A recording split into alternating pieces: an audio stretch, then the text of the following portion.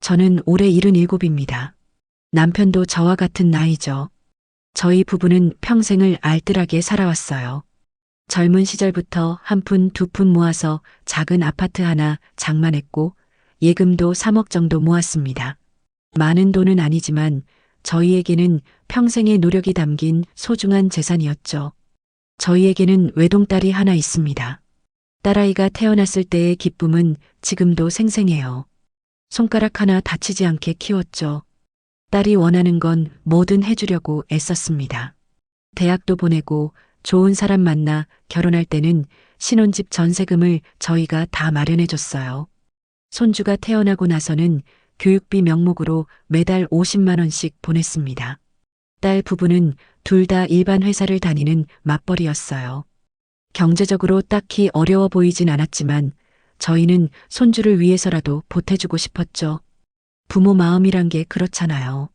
자식이 조금이라도 더 편하게 살았으면 하는 게 부모 마음입니다. 그런데 언제부턴가 딸과의 연락이 뜸해지기 시작했어요. 처음엔 바빠서 그러려니 했습니다. 직장 생활하면서 아이 키우는 게 얼마나 힘든지 알죠. 그래도 가끔은 얼굴이라도 보고 싶어서 전화를 걸곤 했어요. 민주야, 엄마야. 요즘 잘 지내니? 엄마, 지금 회의 중이에요. 나중에 다시 전화할게요. 그렇게 말하고는 끊어버렸어요. 3분도 채 안 되는 통화였죠. 나중에 다시 전화한다더니 이틀이 지나서야 짧은 문자 한 통이 왔습니다. 미안하다는 말과 함께 바쁘다는 얘기만 적혀 있었어요. 명절이 되면 더 서운했습니다. 추석이나 설날 같은 큰 명절에도 민주는 친정엔 오지 않았어요. 항상 같은 핑계였죠. 엄마, 미안해요. 남편이 해외여행 예약해놨대요. 시댁에는 출발 전에 잠깐 들릴 거예요. 시댁에는 가면서 친정은 가지 않는다는 얘기였습니다. 명절 아침에 카카오톡으로 명절 잘 보내라는 짧은 메시지만 왔어요. 손주 사진 한 장 없이 말이죠. 남편은 그럴 때마다 아무 말 없이 텔레비전만 보고 있었습니다. 하지만 저는 알았어요. 남편도 저만큼이나 서운해하고 있다는 걸요. 그저 내색하지 않으려고 애쓰는 것뿐이었죠. 설날에도 민주는 오지 않았어요. 추석에도 오지 않았습니다. 손주 초등학교 입학식에도 저희는 초대받지 못했죠. 나중에 사진만 카톡으로 받았어요. 시댁 식구들은 다 와 있는 사진이었습니다. 전화를 걸어도 민주는 항상 바빴어요. 회의 중이거나 손님을 만나거나 아이 학원 데려다 주러 가는 중이거나 통화는 늘 5분을 넘기지 못했습니다. 저는 이해하려고 애썼어요. 젊은 사람들은 바쁘니까, 우리 때와는 다르니까, 그렇게 스스로를 달랬죠. 올해 초에 일이 터졌습니다. 어느 날 새벽 갑자기 배가 너무 아파서 잠에서 깼어요. 처음엔 체한 줄 알았죠. 하지만 시간이 갈수록 통증이 심해졌습니다. 옆에서 자던 남편을 깨웠어요. 여보, 배가 너무 아파요. 남편이 화들짝 놀라며 일어났습니다. 제 얼굴을 보더니 안색이 변했대요. 남편은 119를 불렀죠. 10분쯤 지나 구급차가 왔습니다. 응급실로 실려갔어요. 의사 선생님이 검사를 하더니 심각한 표정을 지었습니다. 급성 맹장염입니다. 지금 당장 수술해야 합니다. 조금만 늦었으면 위험할 뻔했어요. 순식간에 수술실로 옮겨졌어요. 마취하기 전 남편의 얼굴이 보였습니다. 남편이 제 손을 꽉 잡고 있었죠. 괜찮을 거야. 걱정 마. 남편의 목소리가 떨리고 있었습니다. 저는 고개를 끄덕이고 눈을 감았어요. 수술은 2시간 정도 걸렸다고 합니다. 정신을 차렸을 때 남편이 옆에 앉아 있었어요. 남편의 눈이 빨갛게 충혈되어 있었죠. 수술 잘 끝났어요. 이제 괜찮대요. 남편이 말했습니다. 저는 남편의 손을 잡았어요. 남편의 손이 차갑게 식어 있었죠. 민주한테 연락했어요? 제가 물었습니다. 남편이 고개를 끄덕였어요. 응급실 들어가기 전에 전화했어. 뭐래요? 출장 중이래. 부산에 있다고. 남편의 목소리가 작았습니다. 저는 더 이상 묻지 않았어요. 수술 후 사흘이 지났습니다. 민주에게서 연락은 없었어요. 문병도 오지 않았죠. 출장 중이니 어쩔 수 없다고 생각했습니다. 하지만 가슴 한구석이 무너지는 것 같았어요. 병실 옆 침대 환자분은 자식들이 매일 왔어요. 아들, 딸, 손주들까지. 병실이 시끌벅적했습니다. 손주가 할머니 손을 잡고 그림책을 읽어주는 모습이 보였어요. 저는 그 모습을 보다가 창밖을 돌아봤습니다. 남편도 창밖만 바라보고 있었어요. 서로 눈이 마주치자 남편이 애써 웃었죠. 배고프지 않아요? 뭐 좀 사올까요? 아니요. 괜찮아요. 저희는 그렇게 서로를 위로했습니다. 나흘째 되는 날 민주에게서 전화가 왔어요. 오전 11시쯤이었죠. 엄마, 저예요. 몸은 좀 어때요? 응, 괜찮아. 수술 잘 끝났다면서요? 다행이에요. 응, 의사 선생님이 잘 됐대. 그럼 됐네요. 엄마, 저 지금 회사라 바빠서요. 나중에 다시 전화할게요. 민주는 그렇게 2분 만에 전화를 끊었습니다. 언제 퇴원하는지, 집에 바로 돌아갈 건지 그런 건 묻지 않았어요. 저는 핸드폰을 내려놓고 천장을 바라봤습니다. 눈물이 날 것 같았지만 참았어요. 남편 앞에서 우는 모습을 보이고 싶지 않았죠. 일주일 만에 퇴원 날이 왔습니다. 퇴원 수속을 마치니 저녁 10시였어요. 저희는 지방에 살고 있어서 집까지 가려면 고속도로로 3시간은 걸립니다. 병원 로비에 서서 남편과 얘기했어요. 지금 출발하면 자정 넘어서 도착하겠네요. 그러게요. 피곤할 텐데. 문득 민주가 생각났습니다. 민주네 집이 이 병원에서 차로 10분 거리에 있었어요. 저희가 전세금 지원해 줄 때 직접 본 집이었죠. 남편과 눈이 마주쳤습니다. 남편도 같은 생각인 것 같았어요. 민주한테 전화해 볼까요? 제가 조심스럽게 물었습니다. 남편이 고개를 끄덕이고 민주에게 전화를 걸었어요. 민주야, 아빠야. 엄마 오늘 퇴원했는데 지금 시간이 너무 늦어가지고. 아, 네. 퇴원하셨구나. 우리 집까지 가려면 3시간 넘게 걸리는데 너희 집이 병원 근처라 그런데. 남편이 말을 흐렸습니다. 전화기 너머로 민주가 뭐라고 말하는 소리가 들렸어요. 하룻밤만 묵고 갈게. 괜찮겠니? 남편이 조심스럽게 물었습니다. 전화기 너머로 잠시 침묵이 흘렀어요. 민주가 누군가와 이야기하는 소리가 희미하게 들렸죠. 아마 사위와 상의하는 것 같았습니다. 아빠, 그게. 민주의 목소리가 망설이고 있었어요. 저는 남편 옆에 서서 전화기를 같이 들여다봤습니다.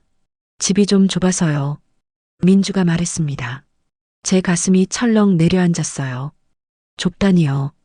30평대 아파트인데요. 민주야, 하룻밤만 신세지면 된다. 좀 안 되겠니? 남편이 다시 말하려는데 사위의 목소리가 들렸습니다. 장인어른, 죄송한데요. 저희 집이 생각보다 좁아서 불편할 것 같아요. 사위가 정중하지만 단호하게 말했어요. 남편의 손이 떨리는 게 보였습니다. 아, 그래. 알았어. 우리 알아서 할게. 남편이 전화를 끊었습니다. 병원 로비 한가운데 서서 저희는 한동안 말이 없었어요. 오가는 사람들 사이에서 저희만 멈춰 선 것 같았죠. 여보, 제가 남편을 불렀습니다. 남편이 저를 봤어요. 남편의 눈가가 붉어져 있었죠. 모텔 찾아봐요. 제가 말했습니다. 핸드폰을 꺼내 근처 모텔을 검색했어요. 손이 떨려서 제대로 누르기가 힘들었습니다. 병원에서 5분 거리에 모텔이 하나 있었어요. 남편이 짐을 들고 주차장으로 향했습니다. 저는 뒤따라 걸어갔죠. 수술한 지 일주일밖에 안 돼서 걸을 때마다 배가 아팠어요. 하지만 내색하지 않았습니다. 차를 타고 모텔로 갔어요. 네온 사인이 깜빡이고 있었죠. 남편이 차를 세우고 내렸습니다. 저도 천천히 내렸어요. 프런트에서 체크인했습니다. 카운터 직원이 신분증을 확인하더니 방 열쇠를 건네줬어요. 2층 203호입니다. 편히 쉬세요. 직원이 말했습니다. 저희는 고개를 끄덕이고 엘리베이터를 탔어요. 좁은 엘리베이터 안에서 저희는 서로를 보지 못했습니다. 남편은 계속 층수 표시만 바라봤고 저는 바닥만 내려다봤죠. 2층에 도착해 복도를 걸었어요. 복도 끝에 203호가 있었습니다. 남편이 카드키로 문을 열었어요. 방은 깨끗했습니다. 하지만 모텔 특유의 냄새가 났어요. 형광등이 너무 밝았죠. 남편이 짐을 침대 옆에 내려놓았습니다. 저는 침대 끝에 앉았어요. 갑자기 온몸에 힘이 빠지는 것 같았습니다. 수술 후 처음 먼 길을 나선 거라 몸이 힘들었죠. 하지만 몸보다 마음이 더 아팠어요. 씻고 주무세요. 남편이 말했습니다. 저는 고개만 끄덕였어요. 일어서서 화장실로 갔죠. 화장실 문을 닫고 거울을 봤습니다. 수술 후라 얼굴이 많이 상해 있었어요. 눈 밑은 까맣게 그늘이 져 있었고 입술은 바짝 말라 있었죠. 샤워기를 틀었습니다. 따뜻한 물이 몸을 타고 흘러내렸어요. 수술 부위가 물에 닿으면 안 된다고 해서 조심스럽게 씻었죠. 물소리에 묻혀서 눈물을 흘렸습니다. 소리 내지 않으려고 입을 손으로 막았어요. 가슴이 너무 아팠습니다. 집이 좁아서라니요. 불편할 것 같아서라니요. 저희가 민주에게 그렇게까지 불편한 존재였나요? 한참을 그렇게 서 있었습니다. 물이 식을 때까지 울었어요. 더 이상 눈물이 나오지 않을 때까지요. 씻고 나왔을 때 남편은 창가에 서 있었습니다. 밤거리를 내려다보고 있었어요. 저는 침대에 누웠죠. 씻고 오세요. 제가 말했습니다. 남편이 고개를 끄덕이고 화장실로 들어갔어요. 한참 뒤 물소리가 들렸습니다. 남편도 울고 있는 것 같았어요. 물소리 사이로 남편의 거친 숨소리가 들렸죠. 저는 천장을 바라봤습니다. 형광등 자국이 천장에 그대로 남아 있었어요. 얼마나 많은 사람들이 이 방을 거쳐갔을까요? 저희처럼 자식이 환영하지 않았던 사람도 있었을까요? 남편이 나왔습니다. 침대 반대편에 누웠어요. 불을 끄자 어둠이 방을 덮었죠. 창문으로 가로등 불빛이 희미하게 들어왔습니다. 여보, 남편이 불렀습니다. 저는 대답 대신 남편 쪽으로 몸을 돌렸어요. 우리가 뭘 잘못한 걸까? 남편의 목소리가 떨리고 있었습니다. 저는 남편의 손을 찾아 잡았어요. 남편의 손이 차갑게 식어 있었죠. 너무 많이 줘서 그런가? 아니면 너무 간섭 안 해서 그런가? 남편이 혼잣말처럼 중얼거렸습니다. 저는 아무 말도 할 수 없었어요. 당신 잘못 없어요. 겨우 그 말만 할 수 있었습니다. 남편이 제 손을 꽉 쥐었어요. 내가 딸을 잘못 키운 것 같아. 남편이 말했습니다. 저는 고개를 저었어요.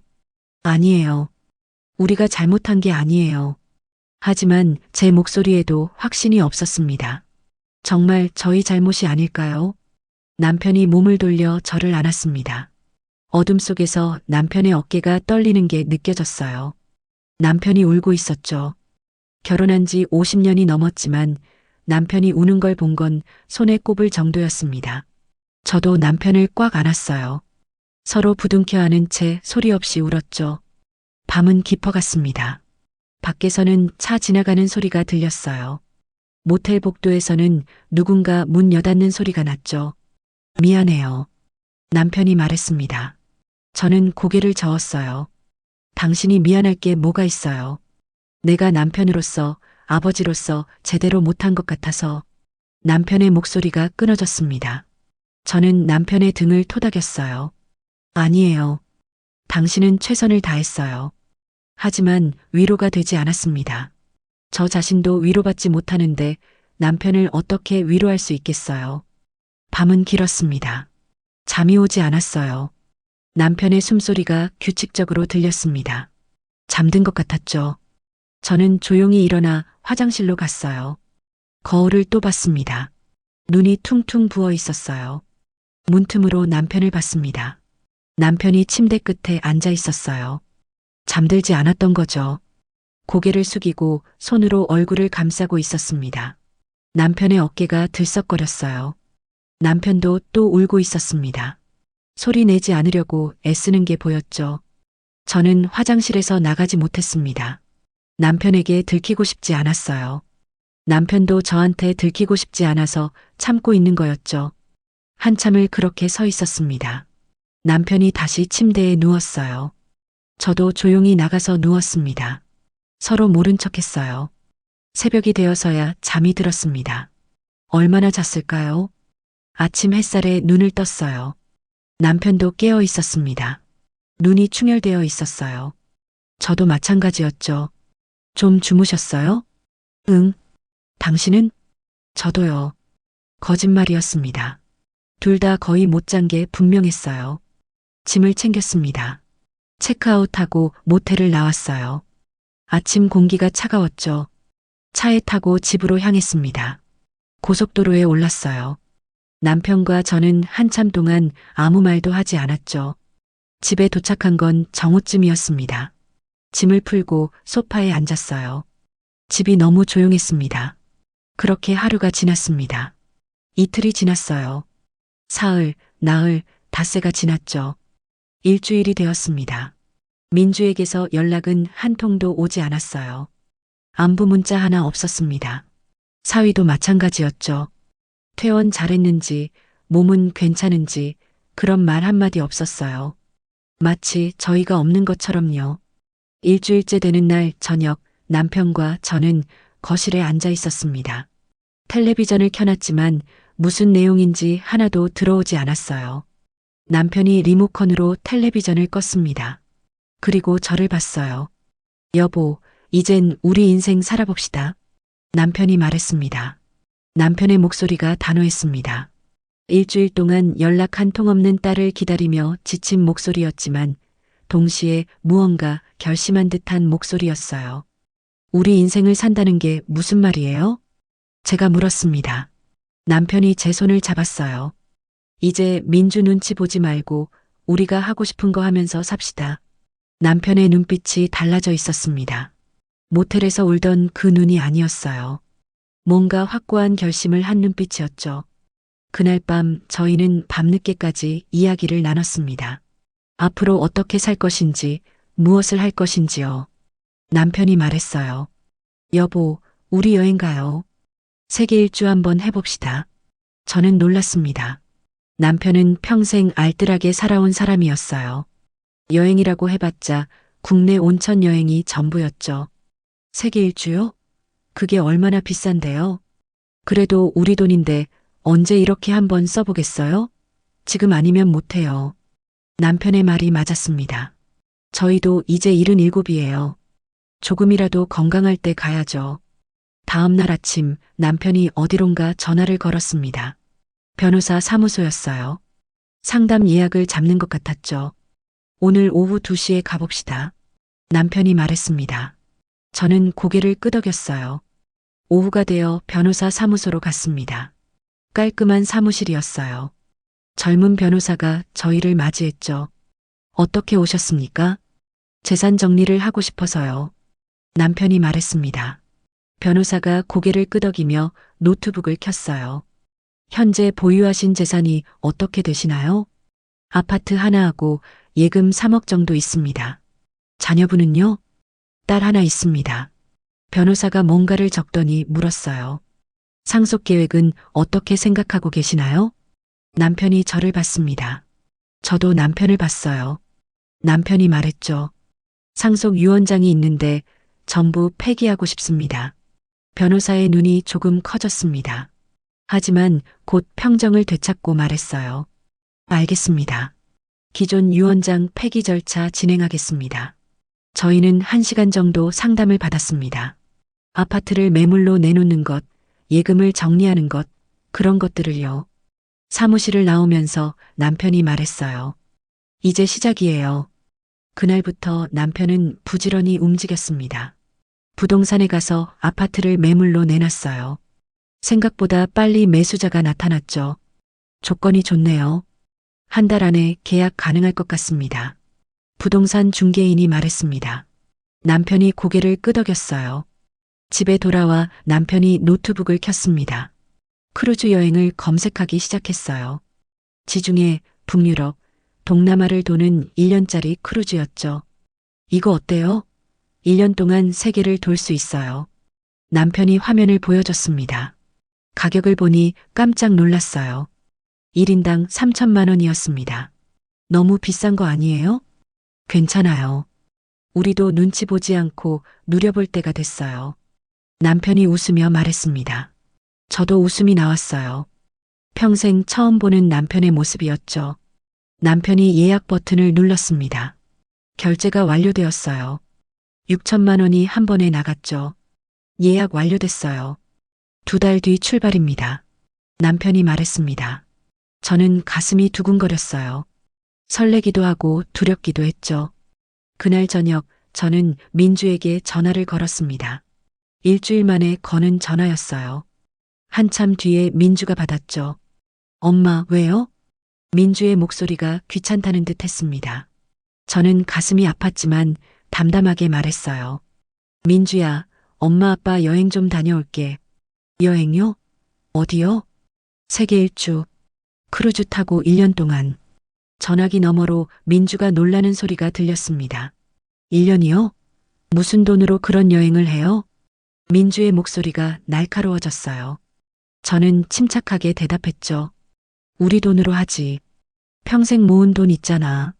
엄마, 그 돈 함부로 쓰면 안 돼요. 나이 들어 아프면 어쩌려고 그래요? 민주가 소리를 높였습니다.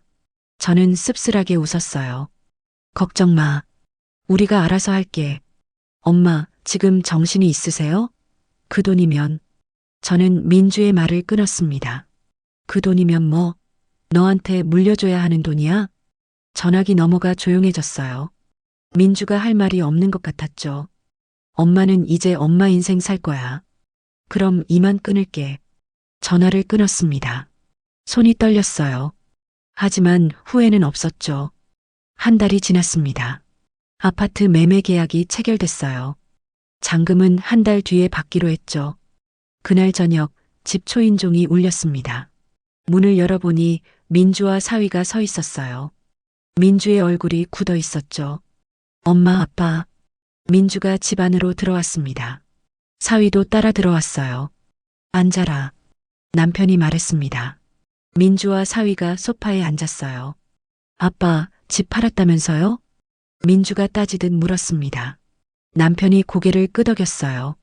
그래. 팔았어. 왜 상의도 안 하고 그런 일을 해요? 민주가 소리를 질렀습니다. 저는 차분하게 말했어요. 상의할 일이 아니야. 우리 집인데. 하지만 나중에 저한테 물려줄 집이잖아요. 민주의 본심이 나왔습니다. 결국 재산 얘기였어요. 너한테 물려줄 생각 없어. 이제 우리 인생 살 거야. 남편이 단호하게 말했습니다. 사위가 끼어들었어요. 장인어른, 그래도 이건 너무하시는 거 아닙니까? 뭐가 너무하다는 건가? 제가 물었습니다. 사위가 당황하며 말을 더듬었어요. 그러니까 갑자기 이러시면. 갑자기라니. 우리 평생 모은 돈인데 우리 마음대로 쓰는 게 이상하나? 저는 더 이상 참을 수 없었습니다. 그동안 쌓였던 서운함이 한꺼번에 터져나왔어요. 다음 날부터 민주와 사위의 전화가 계속 왔습니다. 하지만 저희는 받지 않았어요. 크루즈 출발 전날 민주가 다시 찾아왔습니다. 이번엔 눈물을 흘리며 매달렸어요. 엄마, 아빠, 제발 다시 생각해봐요. 민주가 울먹였습니다. 하지만 저는 마음이 움직이지 않았어요. 나중에 요양원 비용은 누가 대요? 병원비는요? 민주가 물었습니다. 그 말을 듣는 순간 마지막 미련까지 사라졌어요. 결국 민주가 걱정하는 건 저희가 아니었습니다. 나중에 자기가 돈 쓸까봐 걱정하는 거였죠. 걱정 마. 우리가 알아서 할 테니까. 남편이 말했습니다. 민주는 울면서 나갔어요. 다음 날 아침 저희는 인천항으로 향했습니다. 큰 크루즈선이 보였어요. 저희 인생의 새로운 시작이었죠. 승선 수속을 마치고 배에 올랐습니다. 갑판에서 바다를 바라봤어요. 드디어 자유로워진 기분이었습니다. 여보, 후회 안 해요? 제가 물었습니다. 남편이 웃으며 말했어요. 전혀요. 이제 우리 인생이에요. 배가 출항했습니다. 육지가 점점 멀어졌어요. 저는 남편의 손을 꼭 잡았습니다. 배가 천천히 항구를 벗어나기 시작했습니다. 바람이 머리카락을 흩날렸어요. 남편과 저는 갑판 난간에 기대어 멀어지는 땅을 바라봤죠. 객실로 들어갔습니다. 생각보다 넓고 깨끗했어요. 창문으로 바다가 보였죠. 짐을 풀면서 남편이 말했어요. 이제 진짜 시작이네요. 그러게요. 설레요. 저는 웃으며 대답했습니다. 오랜만에 느껴보는 설렘이었어요. 첫날 저녁 식사는 선내 레스토랑에서 했습니다. 다른 승객들도 많이 보였어요. 대부분 저희와 비슷한 나이대였죠. 식사를 마치고 객실로 돌아와 침대에 누웠습니다. 배가 흔들리는 게 느껴졌어요. 기분이 이상했죠. 불안하면서도 자유로웠습니다. 사흘째 되던 날 핸드폰이 울렸습니다. 민주였어요. 저는 핸드폰을 남편에게 보여줬죠. 받을까요? 나중에 하세요. 남편이 말했습니다. 저는 전화를 받지 않았어요. 하지만 민주의 전화는 계속 왔습니다. 하루에 서너 번씩이요. 문자도 수십 통 왔어요. 엄마, 전화 좀 받아요. 아빠, 진짜 그 돈 다 쓰실 거예요? 제발 다시 생각해봐요. 저는 문자를 읽고 지워버렸습니다. 남편도 사위에게서 똑같은 연락을 받고 있었어요. 일주일이 지났을 때였습니다. 아파트 잔금이 들어왔어요. 통장을 확인하니 거액이 입금되어 있었죠. 그날 저녁 민주에게서 또 전화가 왔습니다. 이번엔 받았어요. 엄마, 민주의 목소리가 다급했습니다. 왜 그러니? 아파트 잔금 들어왔다면서요? 그래, 들어왔어. 엄마, 그 돈 어떻게 하실 거예요? 민주가 물었습니다. 목소리가 떨리고 있었어요. 우리 쓸 거야. 여행하면서. 엄마, 그게 얼마인데요? 그냥 은행에 넣어두세요. 민주가 소리를 질렀습니다. 저는 한숨을 쉬었어요. 민주야, 이제 그만해라. 엄마는 엄마 인생 살 거야. 전화를 끊었습니다. 가슴이 답답했어요. 이틀 뒤 정말 민주와 사위가 크루즈가 정박한 항구까지 찾아왔습니다. 부산항이었어요. 저희가 잠시하선에서 시내 구경을 하려던 참이었죠. 엄마, 아빠, 멀리서 민주가 뛰어오는 게 보였습니다. 사위도 뒤따라오고 있었어요. 왜 여기까지 왔어? 남편이 물었습니다. 민주가 숨을 헐떡이며 말했어요. 엄마, 아빠, 제발요. 다시 한 번만 생각해봐요. 뭘 다시 생각해? 이 여행이요. 너무 비싼 거 아니에요? 그냥 내리셔서 집으로 가요. 민주가 제 팔을 잡았습니다. 저는 민주의 손을 떼어냈어요. 민주야, 엄마는 이미 결정했어. 아빠도요? 민주가 남편을 봤습니다. 남편이 고개를 끄덕였어요. 그래, 나도 마찬가지야. 사위가 앞으로 나섰습니다.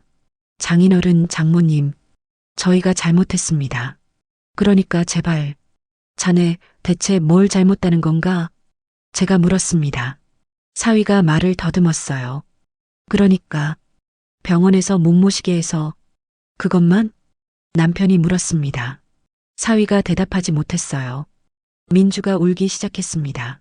엄마, 저 정말 반성해요. 그러니까 집 다시 사요. 그 돈으로. 집은 이미 팔렸어. 새 주인이 들어갔어. 그럼 다른 집이라도요. 민주가 매달렸습니다. 저는 고개를 저었어요. 민주야, 왜 상의도 안 하고 집을 팔았냐고 그랬지? 네. 왜 상의해야 해? 우리 집인데. 민주가 할 말이 없는 듯 입을 다물었습니다. 나중에 요양원 비용은 누가 되냐고 물었지? 제가 말을 이었습니다. 민주의 얼굴이 창백해졌어요. 그 말 듣는 순간 알았어. 내가 걱정하는 건 우리가 아니라 돈이라는 걸. 엄마, 그게 아니라. 아니면 뭐야? 엄마 아빠가 돈 다 쓰면 나중에 내가 부양해야 하니까 걱정되는 거 아니야? 저는 더 이상 참을 수 없었습니다. 쌓였던 말들이 터져 나왔어요. 엄마가 수술하고 퇴원할 때 하룻밤 재워달라고 했을 때 뭐라고 했어? 집이 좁다고 했지. 30평 아파트가 좁다고. 민주가 고개를 숙였습니다. 엄마가 응급실에 실려갔을 때 너 뭐 했어? 출장 중이라며 문병도 안 왔잖아. 엄마, 일주일 동안 입원해 있는데 전화 한 통이었어. 2분짜리 전화. 제 목소리가 떨렸습니다. 눈물이 날 것 같았지만 참았어요. 남편이 제 어깨에 손을 올렸습니다. 그리고 민주를 봤어요. 민주야, 이제 우리 인생이야. 너도 내 인생 살아라. 아빠, 우리가 너한테 많이 해줬어. 이제는 우리가 우리 자신한테 해줄 차례야. 남편의 목소리가 단호했습니다. 사위가 다시 입을 열었어요. 장인어른, 그래도 이건 너무하십니다. 나중에 정말 아프시면 어떡하시려고요? 그건 우리가 알아서 할 일이라네. 저는 차갑게 대답했습니다. 하지만 그만하게나. 이제 배 타야 해. 남편이 말했습니다. 저희는 돌아서서 크루즈 쪽으로 걸어갔어요.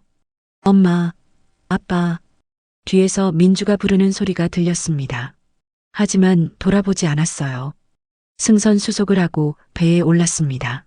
갑판에서 내려다보니 민주와 사위가 서 있었어요. 민주가 손을 흔들고 있었죠. 저는 손을 흔들어주지 않았습니다.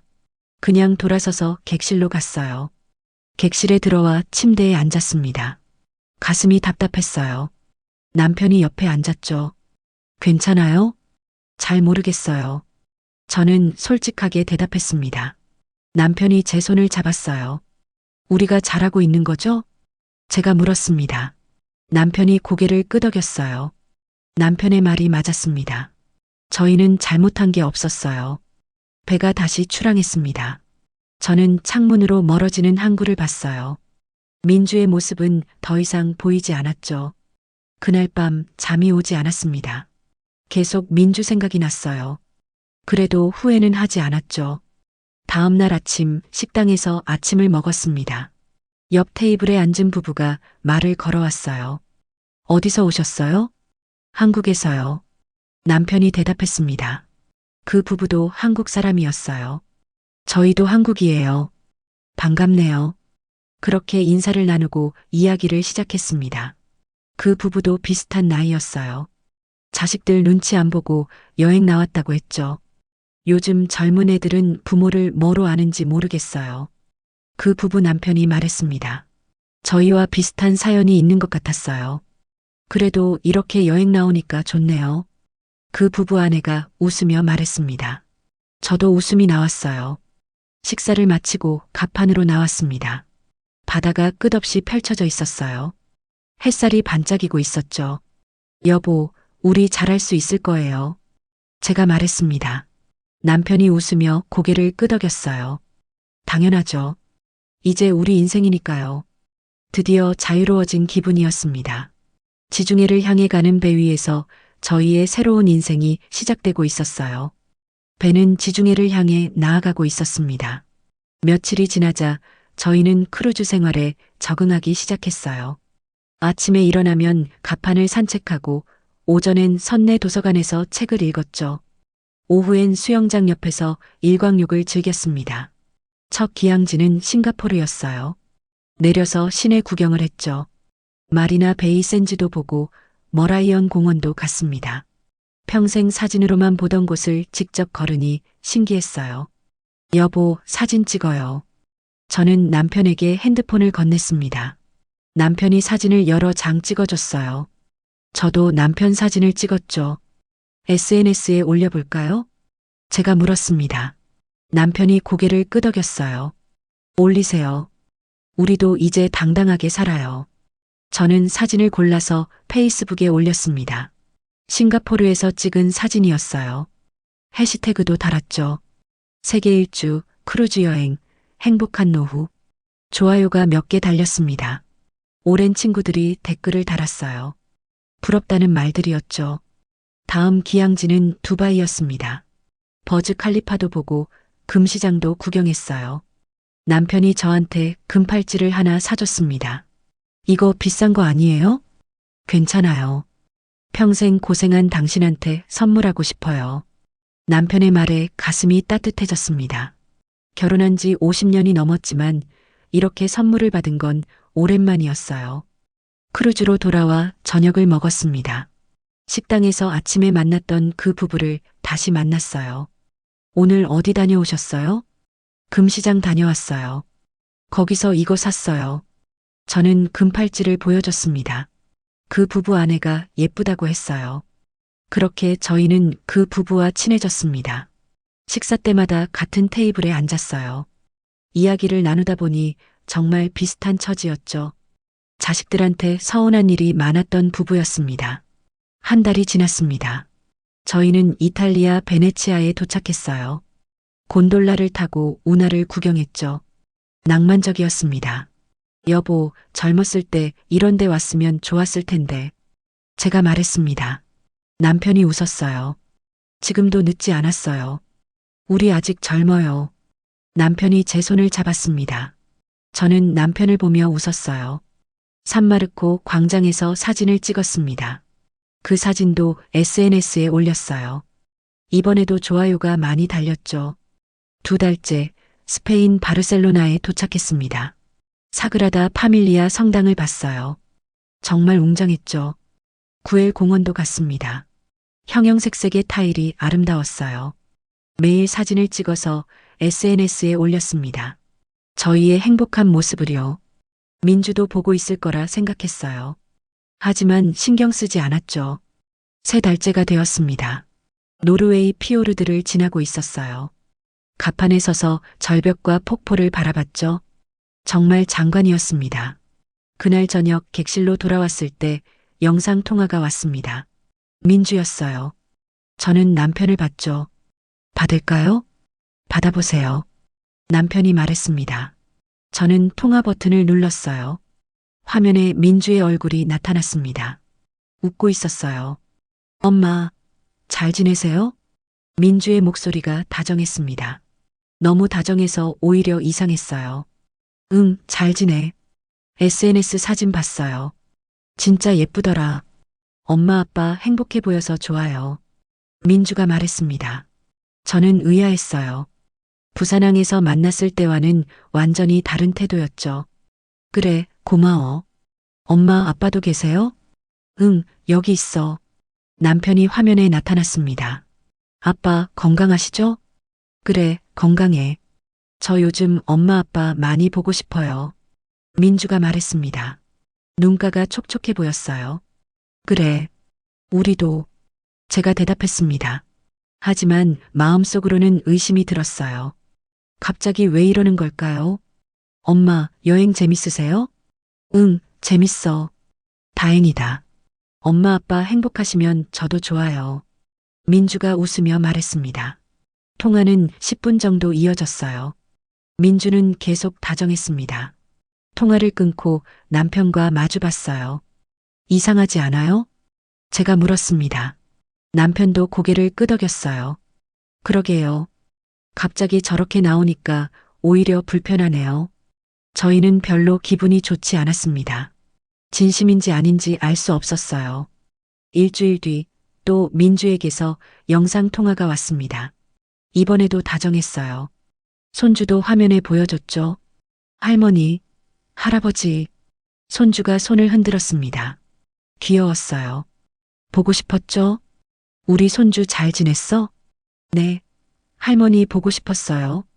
손주의 말에 가슴이 뭉클했습니다. 하지만 민주의 의도가 뭔지 알 수 없어서 불편했어요. 그날 밤 저는 잠이 오지 않았습니다. 계속 민주 생각이 났어요. 정말 반성하고 있는 걸까요? 아니면 다른 이유가 있는 걸까요? 나흘 뒤였습니다. 저희는 프랑스 니스에 있었어요. 해변을 산책하고 있었죠. 남편의 핸드폰이 울렸습니다. 사위였어요. 남편이 받았습니다. 여보세요. 남편이 전화를 받더니 갑자기 얼굴이 굳어졌어요. 뭔가 심각한 얘기를 듣고 있는 것 같았죠.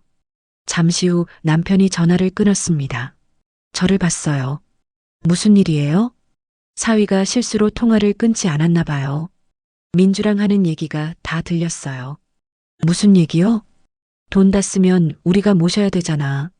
그러니까 잘해야 한다고 하네요. 남편의 말을 듣는 순간 허탈했습니다. 역시나였어요.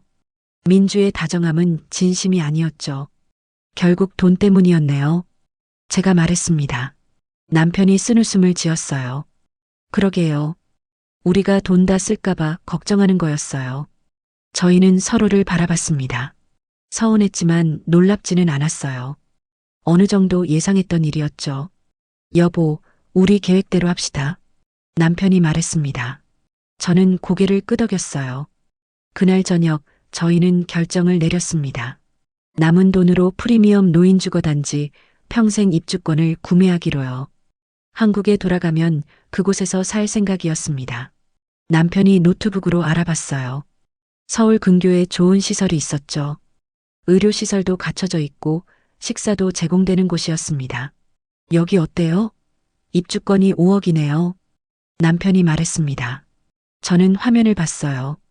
깨끗하고 좋아 보였죠. 좋아요. 여기로 해요. 저는 대답했습니다. 남편이 전화로 상담을 신청했어요. 다음 날 상담원에게서 연락이 왔습니다. 자세한 설명을 들었어요. 조건이 괜찮았죠. 계약 진행하겠습니다.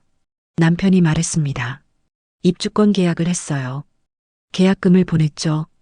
그렇게 저희는 노후를 준비했습니다. 민주에게 의지하지 않고요. 민주가 걱정하는 것처럼 돈을 다 쓰지도 않을 거였어요. 하지만 민주한테 물려줄 생각도 없었습니다. 여행은 계속되었습니다. 저희는 매일매일 행복했어요.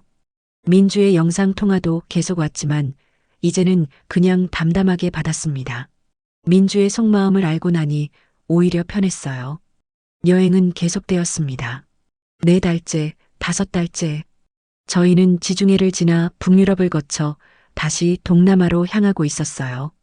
매일이 새로웠죠. 민주에게서는 여전히 영상통화가 왔습니다. 일주일에 한두 번씩요. 저희는 담담하게 받았어요.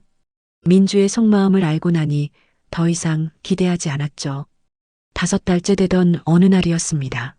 저희는 태국 푸켓에 정박해 있었어요. 아침 일찍 시장 구경을 하고 돌아왔죠. 객실로 들어오니 민주에게서 영상통화가 왔습니다. 평소보다 이른 시간이었어요. 한국 시간으로는 새벽이었을 텐데요. 받아볼까요? 제가 남편에게 물었습니다. 남편이 고개를 끄덕였어요. 화면을 켰습니다. 민주의 얼굴이 나타났어요. 눈이 퉁퉁 부어 있었죠. 울었던 것 같았습니다. 엄마. 민주의 목소리가 떨리고 있었습니다. 평소와 달랐어요. 왜 그래? 무슨 일 있어? 제가 물었습니다. 민주가 한참 동안 말을 하지 못했어요. 그냥 울기만 했죠. 민주야, 말 좀 해봐. 남편이 걱정스럽게 물었습니다. 민주가 눈물을 닦더니 입을 열었어요. 엄마, 아빠. 제가 정말 잘못했어요. 민주의 목소리에 진심이 느껴졌습니다. 이전과는 달랐어요. 뭐가 잘못했는데? 모든 게요. 엄마한테, 아빠한테 너무 못했어요. 민주가 다시 울기 시작했습니다. 소리내어 우는 모습이 화면에 보였어요. 오늘 친구를 만났어요. 그 친구 부모님이 돌아가셨대요. 갑자기 사고로요. 민주가 말을 이어갔습니다. 그 친구가 그러더라고요. 부모님한테 잘할 걸 그랬다고, 후회된다고. 저는 말없이 화면을 봤습니다. 민주가 계속 말했어요. 그 얘기 듣고 집에 오는데 갑자기 엄마 생각이 나는 거예요. 병원에서 퇴원하셨을 때요. 민주의 목소리가 더 떨렸습니다. 엄마가 저한테 하룻밤만 묵고 가겠다고 하셨을 때 저는 집이 좁다고 거절했던 게 생각이 났어요. 그런데 30평 아파트가 뭐가 좁았을까요? 그냥 귀찮았던 거예요. 솔직히 말하면요. 민주가 자기 잘못을 털어놓기 시작했습니다. 엄마가 수술하셨는데 문병도 안 갔어요. 정말 출장이 아니었어요. 그냥 가기 싫었던 거예요. 제 가슴이 아팠습니다. 알고는 있었지만 직접 듣으니 더 아팠어요. 명절에도 시댁만 가고 친정은 안 갔어요.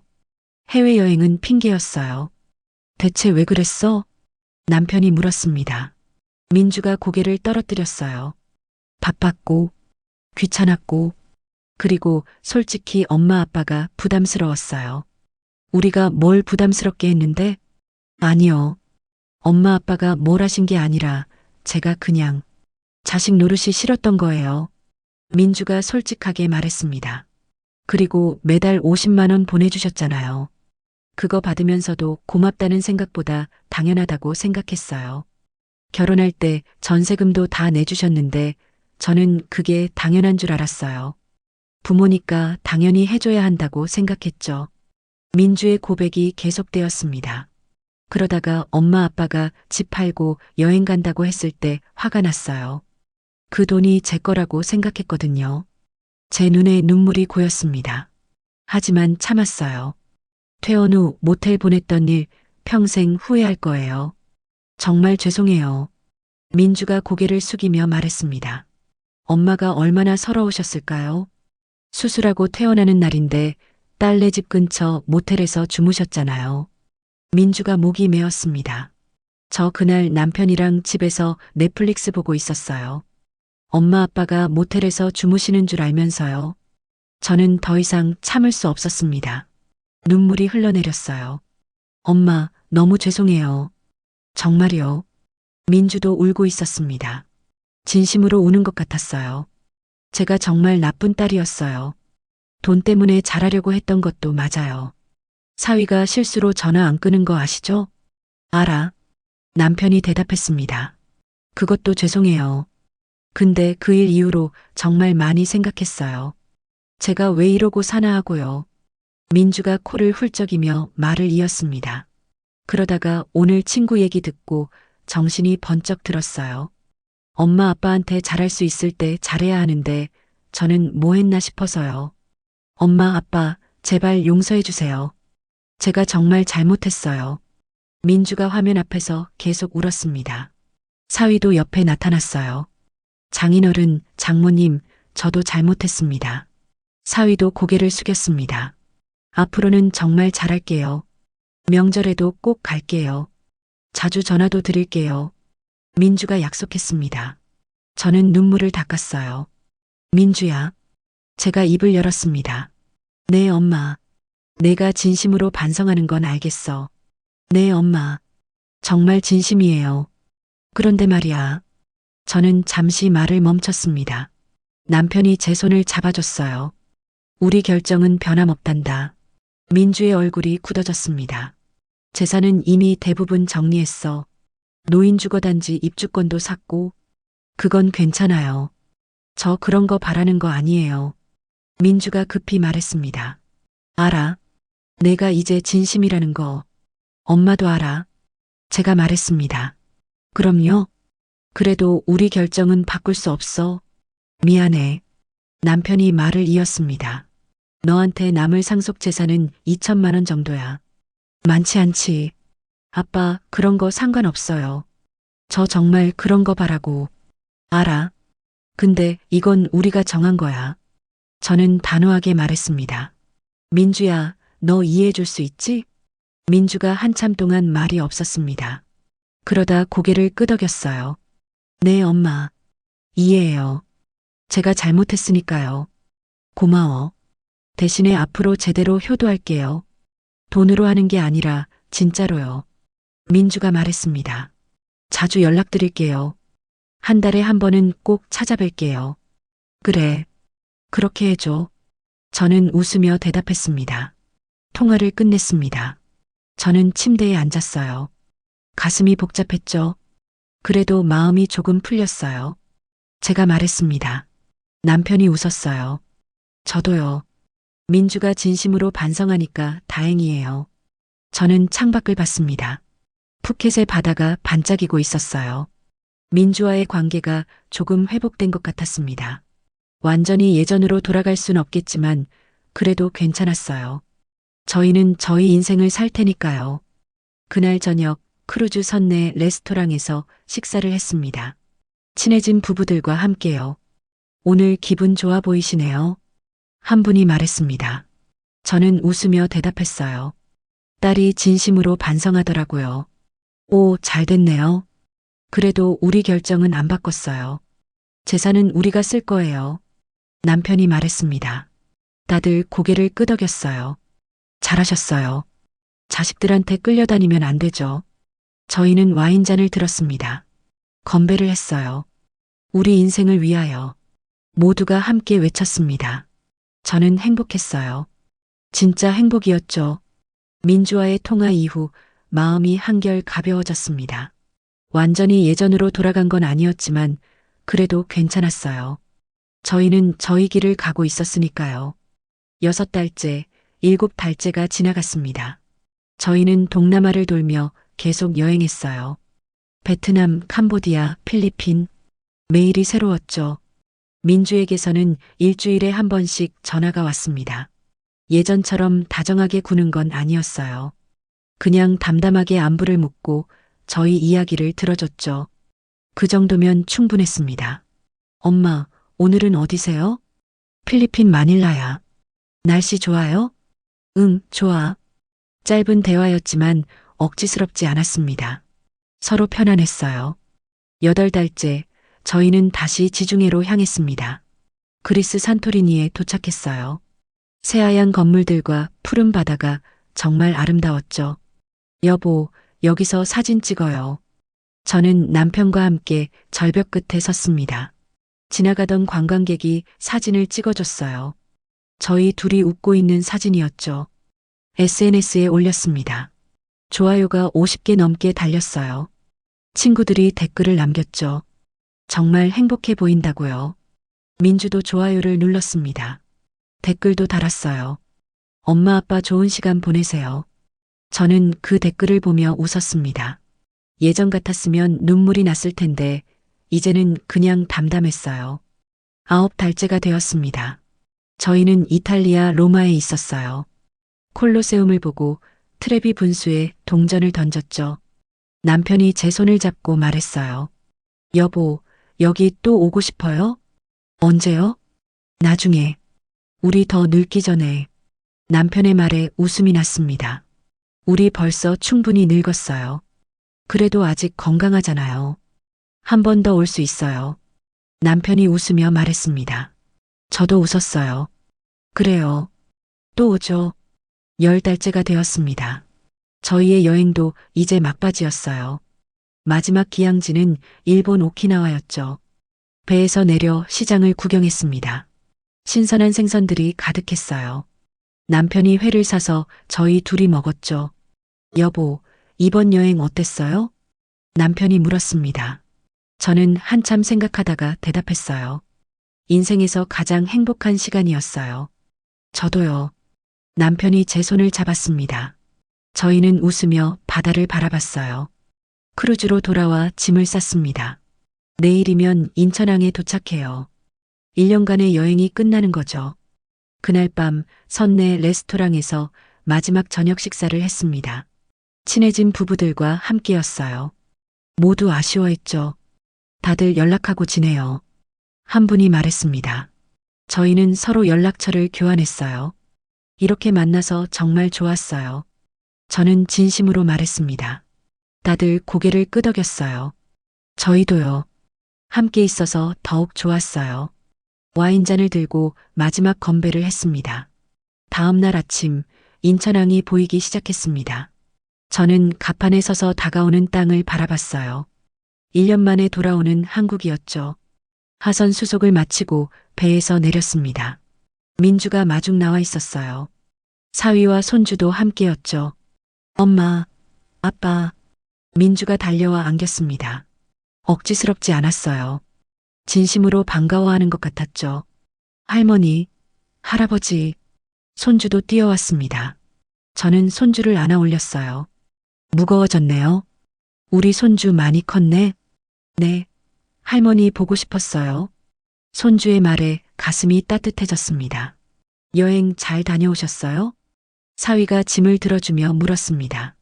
남편이 고개를 끄덕였어요. 응, 잘 다녀왔어. 차를 타고 이동했습니다. 민주가 운전을 했어요. 어디로 가는 거야? 제가 물었습니다. 민주가 웃으며 대답했어요. 저희 집이요. 오늘은 저희 집에서 주무세요. 저는 놀랐습니다. 민주가 먼저 제안한 거였어요. 괜찮겠어? 당연하죠. 방도 깨끗하게 정리해놨어요. 민주의 말에 남편과 저는 서로를 봤습니다.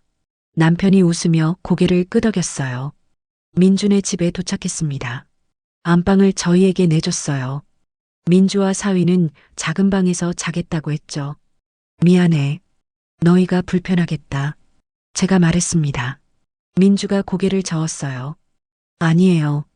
당연한 거예요. 예전에 저희가 너무 잘못했죠. 민주의 표정이 진지했습니다. 저녁은 민주가 직접 차렸습니다.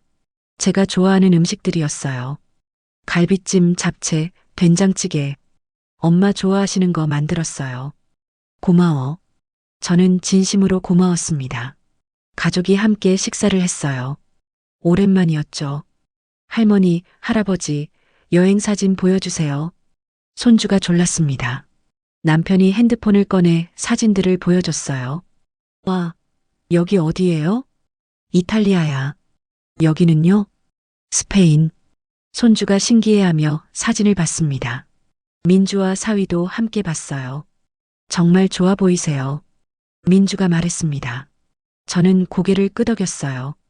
응, 정말 좋았어. 그날 밤 안방에 누웠습니다. 편안했어요.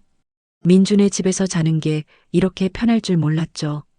여보, 민주가 많이 변했네요. 제가 말했습니다. 남편이 고개를 끄덕였어요.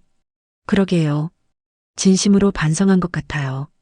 그래도 우리 결정은 변함없어요. 당연하죠. 남편이 웃으며 대답했습니다.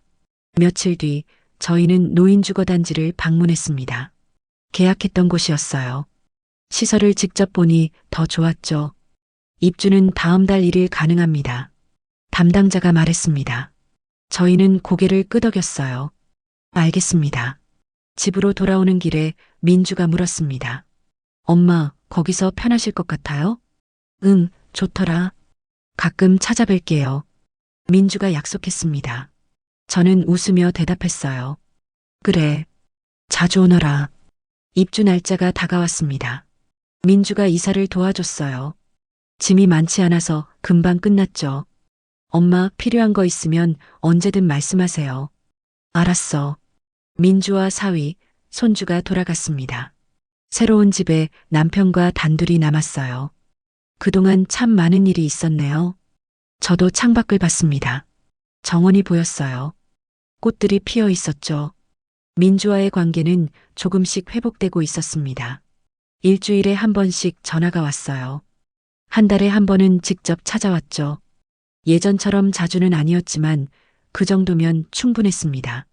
저희는 더 이상 민주에게 기대지 않았어요. 민주도 저희에게 기대하지 않았죠. 적당한 거리가 생긴 거였습니다. 어느 날 저녁 남편과 산책을 했습니다. 노인주거단지 정원을 걸으며 이야기를 나눴어요. 여보, 후회 안 해요? 제가 물었습니다. 남편이 제 손을 잡았어요. 전혀요. 우리 잘했어요. 저도 그렇게 생각해요. 저희는 벤치에 앉았습니다. 노을이 지고 있었어요. 우리도 우리 인생을 살 자격이 있어요. 남편이 말했습니다. 저는 고개를 끄덕였어요. 맞아요. 평생 자식 위에 살았으니 이제는 우리 인생 살아야지. 저희는 손을 꼭 잡고 노을을 바라봤습니다. 행복했어요. 진짜 행복이었죠. 인생의 마지막 장을 스스로 선택한 저희 부부는 오늘도 행복하게 웃고 있습니다. 자식을 위한 삶이 아니라 저희 자신을 위한 삶을요. 그리고 그것으로 충분했습니다.